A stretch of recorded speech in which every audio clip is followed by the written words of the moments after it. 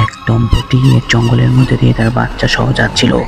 জিনের বুড়ি গাছ থেকে তার বাচ্চাটিকে নিয়ে নিল।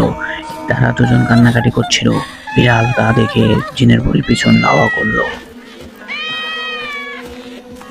অবশেষে জিনের বুড়ির কাছে পৌঁছালো এবং জিনের বুড়ির সাথে বিড়ালটি মারামারি করলো যাতে সে বাচ্চাটাকে নিতে পারে, কিন্তু কোনোভাবেই নিতে পারছিল না।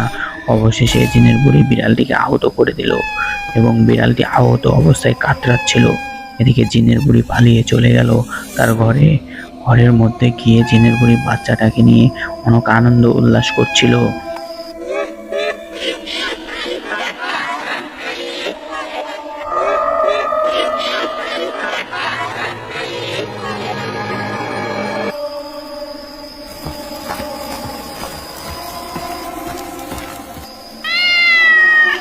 দাউ দাউ করে আগুন জ্বলছিল।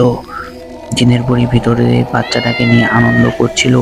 অবশেষে দেখলো আগুন ধরছে, তখন সে আতঙ্কিত হয়ে গেল এবং বিড়ালটি ভিতরে এসে জিনের বুড়ির সাথে মারামারি করতে লাগলো।